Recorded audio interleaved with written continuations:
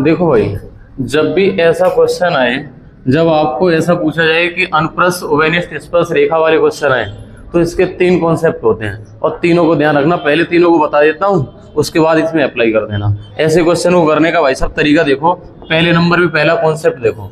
अगर हम 2 सर्किल ले लें, अगर हम बेटा 2 सर्किल ले लें, मैंने कहा एक सर्किल ये है और दूसरा सर्किल मैंने कहा ये वाला है, और इस वाले को मैंने थोड़ा कर दिया छोटा, ठीक है। और मैंने कहा अब मैं थोड़ी सी स्पर्श रेखा एक खींच रहे हैं। अगर स्पर्श रेखा खींच रहे हैं, क्या वो ठीक है, ओके। इधर देखो, मैंने कहा इस वाले में अगर हम स्पर्श रेखा खींचे तो स्पर्श रेखा ये जाएगी और यहां से स्पर्श रेखा ये वाली जाएगी। क्या कहते हो, ठीक है। और मैंने कहा इसकी त्रिज्या मैंने मान ली, इसकी त्रिज्या मान लिया, इसका सेंटर ले ले एक बार।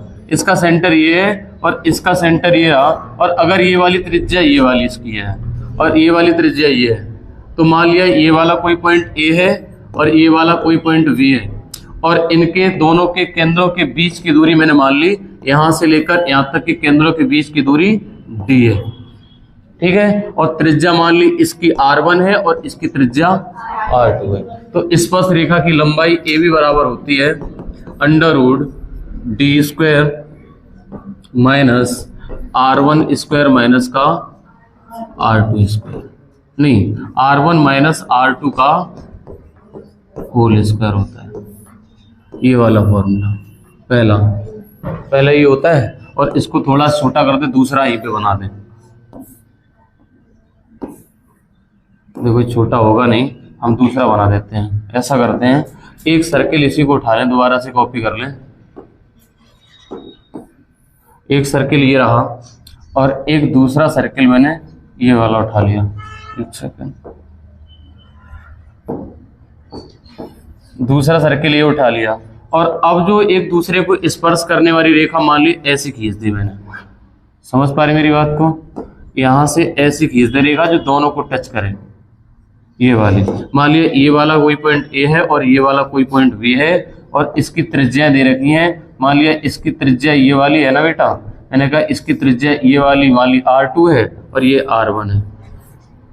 ये मान लिया r1 है और ये वाली r2 है, और दोनों के केंद्रों के बीच की दूरी और लगा दें एक बार। मैंने कहा इसके सेंटर के बीच की डिस्टेंस है ना, वो मान लिए d है। तब हम जो ए बी की लेंथ है, जो स्पर्श रेखा, इसकी लंबाई पता है क्या निकलती है? इसकी स्पर्श रेखा की लंबाई निकलती है ए बी बराबर √d² minus r1 plus r2 का होल स्क्वायर। दूसरा फॉर्मूला, 2 फॉर्मूले हो गए। कौन कौन से?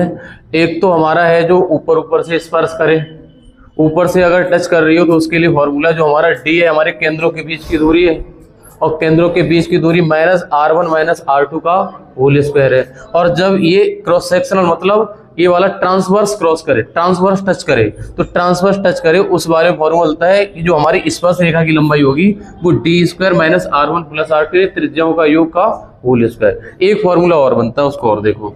मैंने कहा एक फॉर्मूला ये बनता है कि मान लिया 2 सर्किल हैं, एक ये सर्किल है और दूसरा मैंने कह दिया इससे टच होता हुआ एक सर्किल और है, ये वाला। और फिर में पता क्या करें, एक स्पर्श रेखा ये वाली खींच दें। आप शायद समझ पा रहे हो हम क्या बताना चाह रहे हैं। अगर हम दोनों के सेंटर बना दें, इसके भी सेंटर बना दें, तो आप कहेंगे कि इनके केंद्रों के बीच की दूरी, मैंने कह दिया बेटा कि इसके केंद्रों के बीच की दूरी हम ले लें बेटा d।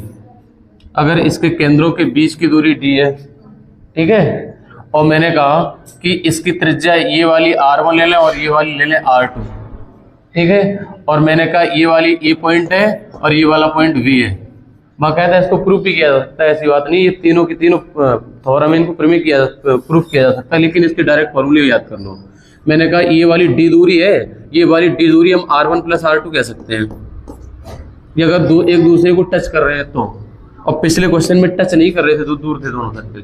एक में ऊपर से टच किया, एक में क्रॉस सेक्शनल मतलब ट्रांसवर्स टच किया, है ना। अगला इस वाले में दोनों सर्किल टच हो रहे हैं, तब स्पर्श रेखा की लंबाई मैंने कहा इसकी ए बी की लंबाई होगी बेटा 2√r1 r2। बस इतने 3 फॉर्मूले हैं इसके, एक तो ये वाला और एक ये वाला और एक ये वाला। और इस वाले में कौन सा लगेगा? इस वाले में लगेगा भाई साहब ट्रांसवर्स वाला।